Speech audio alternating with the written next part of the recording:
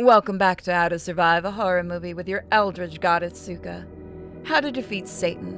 In the unlikely event that you've read this book from the beginning to end, you've learned how to deal with some pretty unsavory characters, but nothing you've faced so far can come close to preparing you for the most dangerous character in the Terrorverse has to offer, the devil himself. Just ignore the elder gods, we just watch. We let Satan have his fun. This isn't some second-rate demon moonlighting as a little girl. It's not a clumsy, wisecracking slasher or killer doll. This is Satan. People, Lucifer, Mephisto, Mephistopheles, everything, if you will. Take every bad thing that has ever happened since the dawn of time. Every injustice, every murder, every war, every tragedy, and every broken heart. Multiply the sum total of all the pain to about 48 billionth power, and you've roughly the amount of evil Satan sprinkles over his morning cereal. The point is, Satan is very, very evil. He's also very good at cards. And not just evil, all-powerful. Pound for pound, El Diablo is every bit as omnipotent as God. In the Terrorverse, anyway. You, the puny horror movie character, not so much. There's no clever trap you can set. No magic words that will make him disappear. When Satan says die, you say, how violently? Is that easy?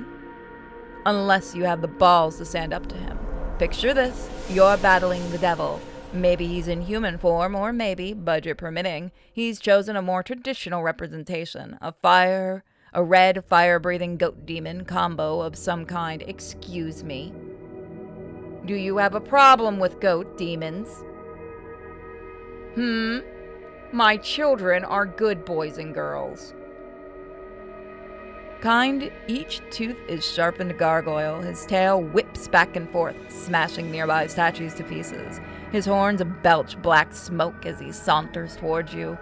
You flatten your back against the cold stone of the exhibit hall, cornered, trying not to stare into those eyes. Those dead, sulfur yellow eyes. This is it. This is how I die. Just no awkward product placement or jarringly good dialogue can save you now. He leans in and opens his jaw. The heat coming off his skin blisters your forehead. His breath takes years off your life, irrelevant since you're about to die anyway. And then you remember, there is one thing that can drive the devil away. Show him your penis. Yep. When the devil has you at claw's length and you need something shocking, something dramatic, something that will make the entire Terrorverse collapse in on itself, and there's only one object with that much power, a penis. I offer this simple equation. Full frontal male nudity, P, does not exist in the Terrorverse. T, therefore, if P is present, T cannot be present. And if T is present, P cannot be present. That is not true. In other words, if a man lets it all hang out for the world, i.e. the audience to see, whatever movie he's in cannot, according to the law of the movie physics, be in a horror genre. If you have a penis, marvelous. Drop your shorts and make Papa proud. If you don't, find someone who does, and fast. It may seem like a juvenile response to a desperate situation, a sad attempt to mask fear with immature humor. Maybe it is, but would you rather die with dignity or live with nudity? Are you not, despite everything you've been through, still alive after all these pages? Put your faith in the last step, too, if you ever face to face with Satan. Show him the goods. Epilogue. Tangia, this house is clean. Poltergeist, 1982. When is it safe? When we see credits rolling in front of our eyes, hear applause when the killer suddenly takes off the mask, shakes our hand, and says, hey, nice working with you. No, it's never safe. Once you're in the Terrorverse, you're in for good. Even after the movie that brought you there has wrapped. You succeeded in vanquishing the enemy? Great. Chances are you made it to the final credits, and you'll lead a long, peaceful life, especially if your movie bombs at the box office. But there will always be the possibility, however slight, that you'll be called back for sequels. Screenwriters will keep dreaming up new villains and killing methods. Directors will get sleeker and bloodier, and the enemy will keep its fangs and machetes razor sharp. You better keep your skills the same way. Appendix additional study material. If you want to become a writer, you start by reading the classics. If you want to survive a horror movie, you learn from the characters who've survived the classics, or at least made it to the third act. Your DVD player is a weapon. Load it with the best ammo available. Alien, 1979. Perfection. Altered State, 1980. Patty Chesapeake? Horror movie, rent it. An American Werewolf in London, 1981. I do love that movie. Funny, scary, sexy, hairy. The Amity Horror, 1979. Bad things happen in houses. Family buys house. Bad things happen to family. The Birds, 1963. How good is Tippi Hedren in this movie? It's a rhetorical question. Black Christmas, 1979. The best of the sorority slashers. Olivia Hussey slumming it between Franco Zeffirelli's epics and Margot Kidder before Superman sucked all the sex out of her. Blair Witch Project, 1999. The idea everybody wishes they'd thought of first. Bride of Chucky, 1998. A deliciously campy series at its deliciously campy best. The Burning, 1981. A superior summer camp slasher. Two of its writers, Barad Gray and Harvey Weinstein. Moving on. Went on to become industry moguls. We don't talk about the last one. Carrie, 1976. If you haven't seen this masterpiece yet, pelt yourself with tampons and go to your prayer closet. Children of the Corn, 1984. Original and creepy despite some laughably bad effects, especially toward the end. Spookiest opening music ever. Just don't watch the remake, trust me. Oh, my favorite, Christine, 1983. The reigning champion of the ultra-rare evil car genre. Another one of my favorites, Creepshow, 1982. Stephen King's Playing a Hillbilly, Ed Harris disco dancing, and E.G. Marshall barfing cockroaches. What more do you want? Dawn of the Dead, 1978. What is a more painful bite, the zombie or the social commentary? George A. Romero skewers American consumerism and several characters in this scary, funny, gory, satirical sort of sequel to Night of the Living Dead. Dead Alive, originally released as Brain Dead, 1992, the last and best of Peter Jackson's early, irreverent, hilarious, low-budget gore fest. Maybe the bloodiest movie of all time. Can we all agree Peter Jackson needs to go back to horror? Evil Dead, 1981. Hi, my name's Sam Raimi, and this is my friend Bruce Campbell. Here's a classic horror movie. Enjoy. Oh, God, yeah! The Exorcist, 1973. The power of Christ compels you to watch this movie at least once a year. The Final Destination, 2000. Smarter than your average slasher. Actually, that's not saying much. Let's go with original, slick, and lots of fun. The Fly, 1986. David Cronenberg's dark portrait of a man falling apart in every sense. Loosely based on the original 1958 original, the role Jeff Goldblum was born to play, if you believe in that sort of thing. Watch the original too. Also, Mel Brooks produced it, which made it fun. The Fog, 1980. A good old-fashioned atmospheric ghost story, slowly, creepily building to an unforgettable climax. Friday the 13th, 1980, the movie that invented half the rules this book teaches. Halloween, 1978, the movie that invented the other half, that catapulted John Carpenter and Jamie Lee Curtis to the big time.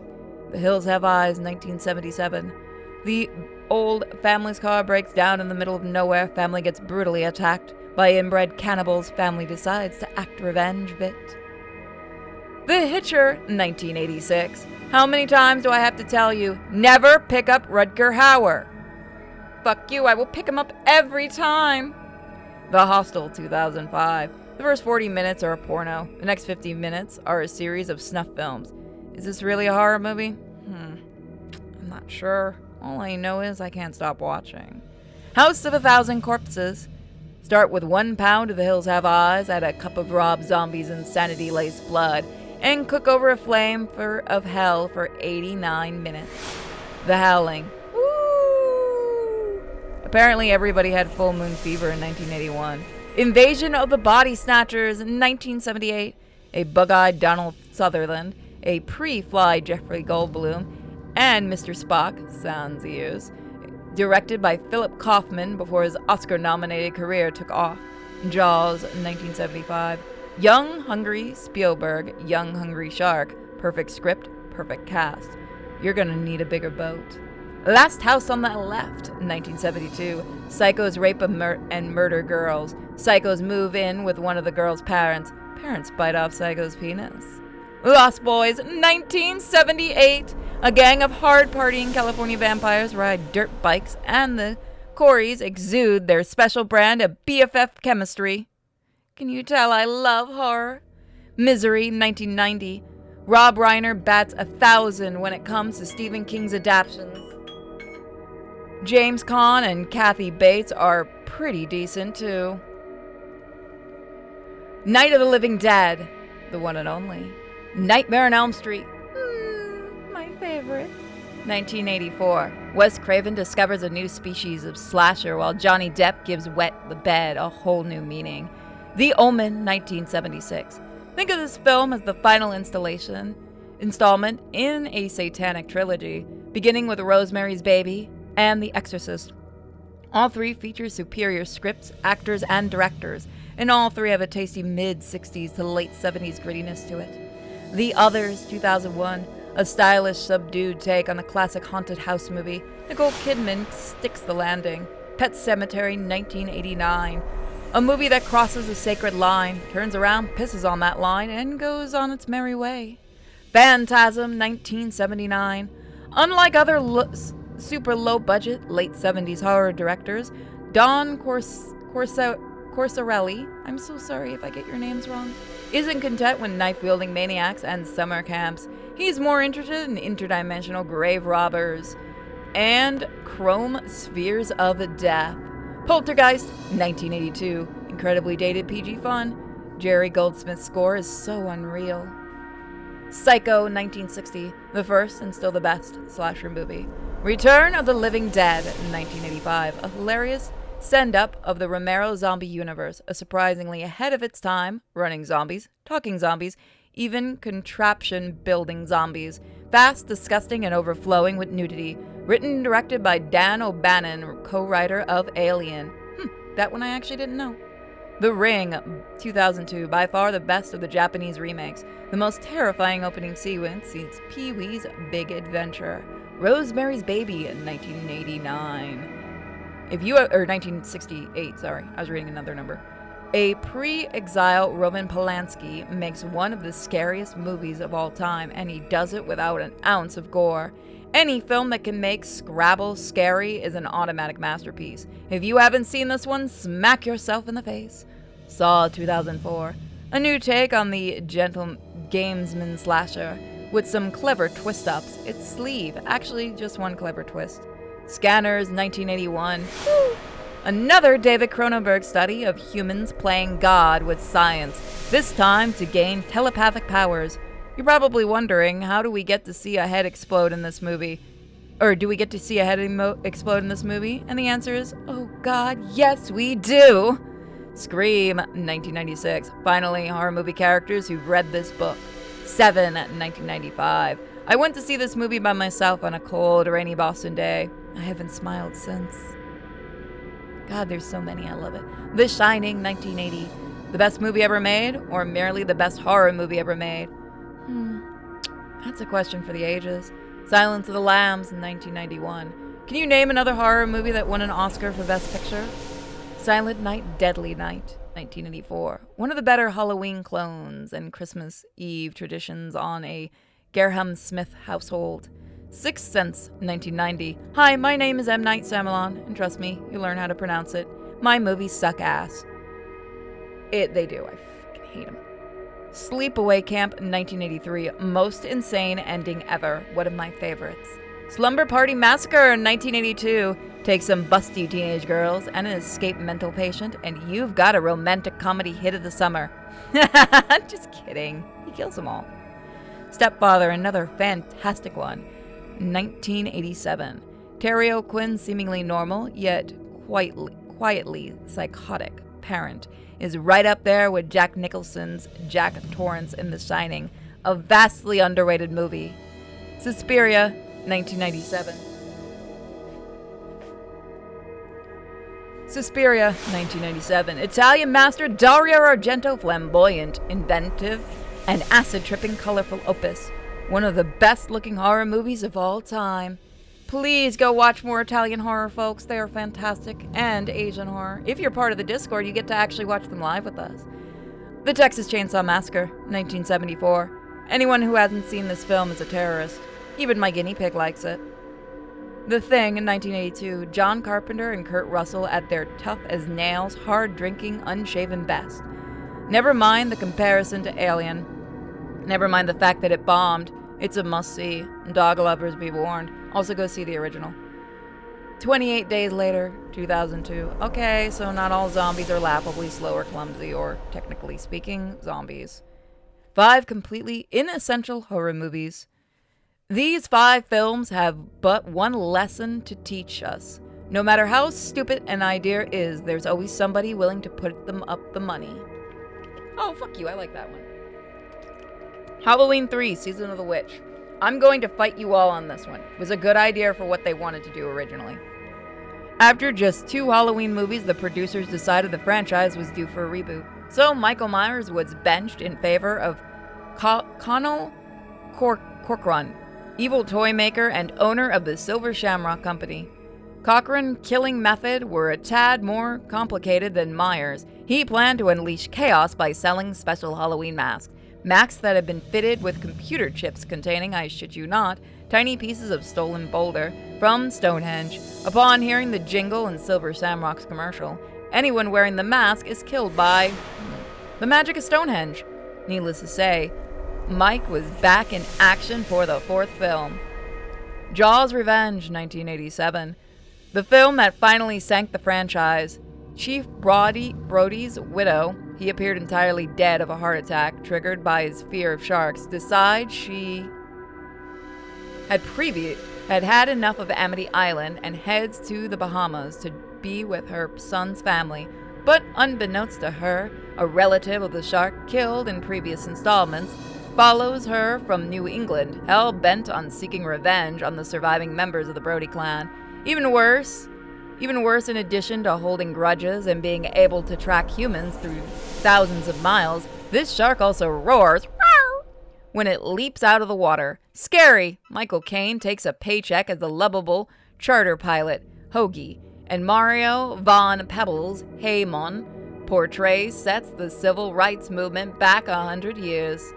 House of the Dead, 2003. I know it's trendy to pick on Uwe Ball. I like that movie.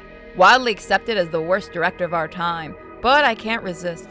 This movie is just too damn terrible. Like most of Ball's work, it's loosely based on a video game. We follow a group of teens to a remote Canadian island of for the rave of the century. But when they arrive, they discover that the rave, indeed the entire island, has been overrun by zombies. Naturally, they decide to stay and help themselves to the leftover booze, eventually holding up in the old house to be picked off one by one. A paper-thin premise, sure, but it's the acting that makes it so special. Ball's illicit performances that make Short Circuit's Johnny Five look like Marlon fucking Brando.